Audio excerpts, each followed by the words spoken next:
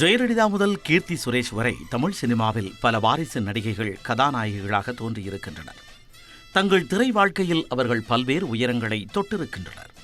ஆனால் தன் முதல் படத்திலேயே வரலாறு காணாத வெற்றியை சுவைத்த ஒரே நாயகி என்ற பெருமையை பெற்றவர் நடிகை கனகா.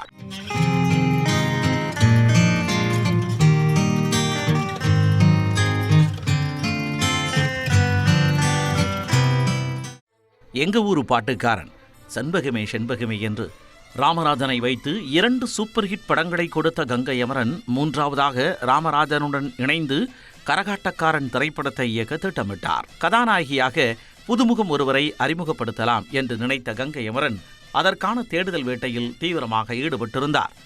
அப்பொழுது பழம்பெரும் நடிகையான தேவிகாவின் வீடும் கங்கை அமரனின் வீடும் அருகருகில்தான் இருந்தன. ஒரு நாள் தனது மகளை உடன் அழைத்து கொண்டு நடைப்பயிற்சி மேற்கொண்ட தேவிகா கங்கை அமரனின் வீட்டை கடந்து சென்றார். அவரை பார்த்த கங்கை அமரன் மரியாதை நிமித்தமாக வீட்டிற்குள் வரவேற்று உபசரித்தார்.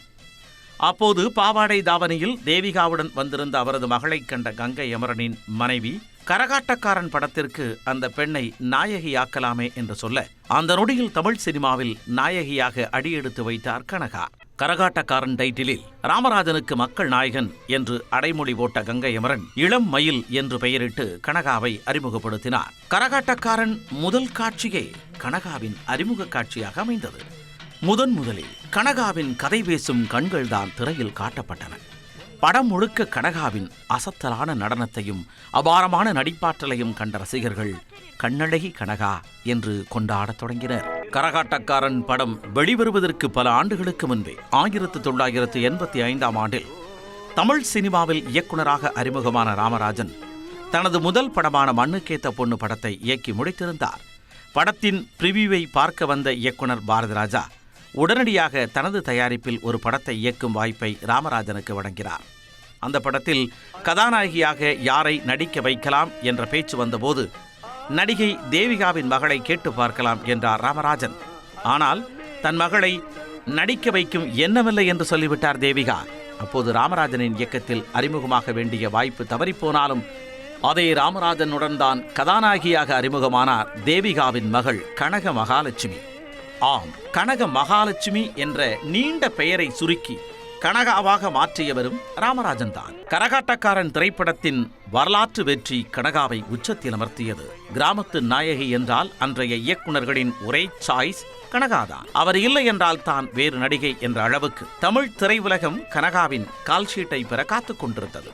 முதல் திரைப்படமான கரகாட்டக்காரனில் காமாட்சி என்ற கரகாட்ட கலைஞராக வாழ்ந்திருந்த கனகாவுக்கு அடுத்து வந்த தங்கமான ராசா திரைப்படத்தில் முறை மாமனான ராமராஜனை விரட்டி காதலிக்கும் துடுக்குத்தனமான கதாபாத்திரத்தை கொடுத்திருந்தார் இயக்குனர் வேந்தம்பட்டி அழகப்பன். திரையுலகில் அறிமுகமான 1989ஆம் ஆண்டே 2 படங்களில் தான் கனகா நடித்திருந்தார்.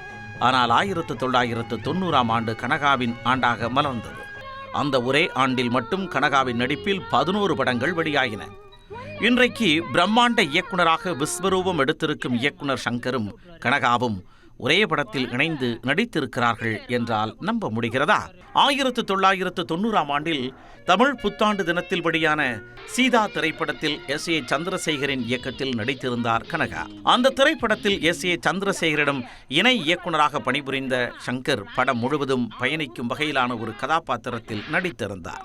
அன்றைக்கு பிரபலமாக இருந்த ஹீரோக்களுடன் அதுவரை இணைந்து நடிக்காத கனகா முதன்முறையாக பெரிய வீட்டு பண்ணக்காரன் படத்தில் கார்த்திக்குடன் இணைந்து நடித்தார்.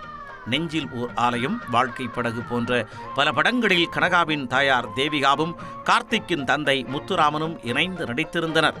அவர்களது வாரிசுகள் இருவரும் இணைந்து நடித்த பெரிய வீட்டு பண்ணக்காரன் படமும் வெற்றி படங்களின் பட்டியலில் சேர்ந்தது. முன்னதாக அர்ஜுனுடன் கனகா இணைந்து நடித்திருந்த பெரிய இடத்து பிள்ளை திரைப்படத்தில் கௌரவ வேடத்தில் நடித்திருந்தார் சூப்பர் ஸ்டார் ரஜினிகாந்த். அப்போது ரஜினியுடன் நடிக்கும் வாய்ப்பை பெறாத கனகா அதிசய பிறவி படத்தில் ரஜினியுடன் ஜோடி சேர்ந்தார். கிராமத்து நாயகி, நகரத்து நாயகி என்று 2 கதாநாயகிகள் இடம்பெறும் வகையில் அதிசய பிறவி படத்தின் திரைக்கதை அமைக்கப்பட்டிருந்தது. அதில் கிராமத்து பெண்ணாக தோன்றிய கனகா தனக்கே உரித்தான பாணியில் நடித்து அசத்தினார்.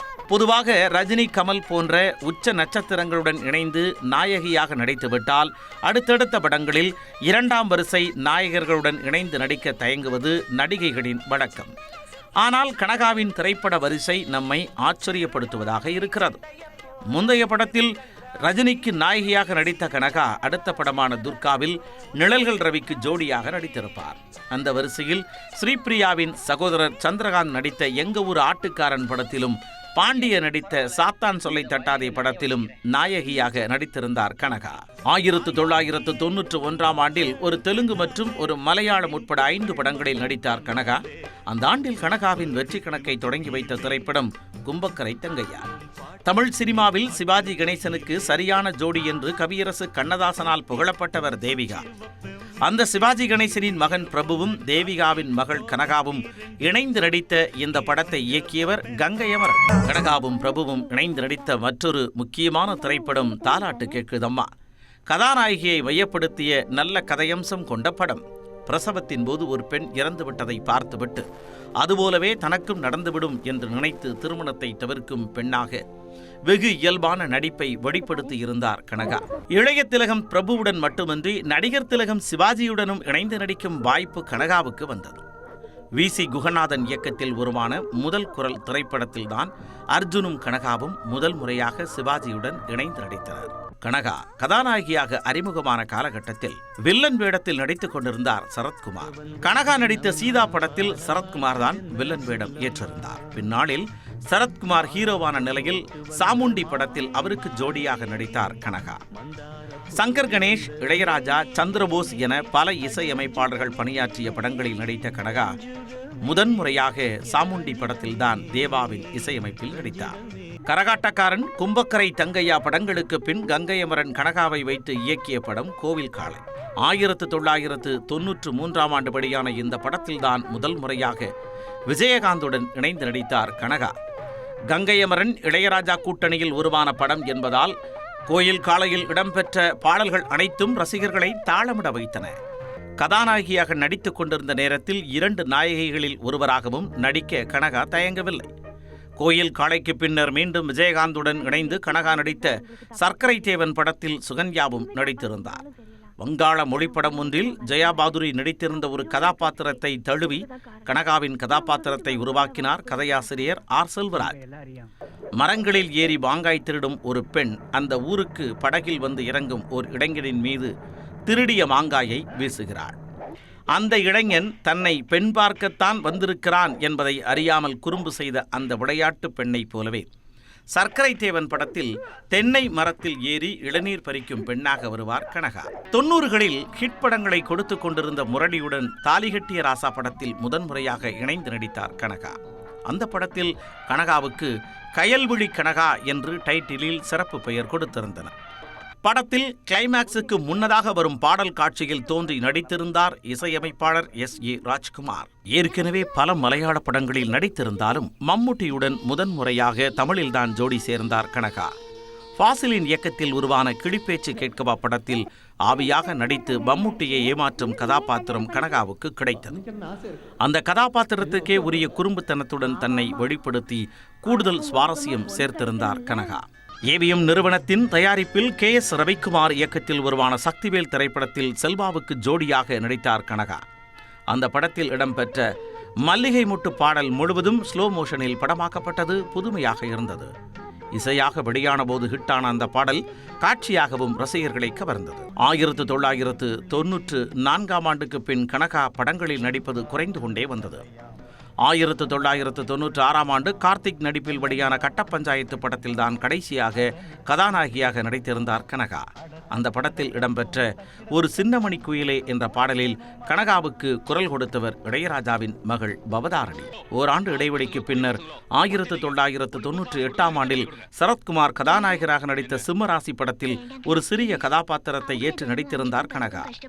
அதன் பிறகு வெளியான தலைமுறை படத்தில் நடிகை கனகாவாகவே வேடம் ஏற்று ஒரே ஒரு பாடலில் தோன்றி நடனமாடினார். 1989 ஜூன் மாதம் 16 கரகாட்டக்காரனில் கதாநாயகியாக அறிமுகமான கனகா சரியாக 10 ஆண்டுகள் கழித்து 1999 ஜூலை 16 வெளியான விரலுக்கேத்த வீக்கம் திரைப்படத்தில் விவேக்கின் மனைவியாக நடித்திருந்தார். தற்போது வரை தமிழில் கனகா நடித்த கடைசி திரைப்படம் விரலுக்கேத்த வீக்கம்தான்.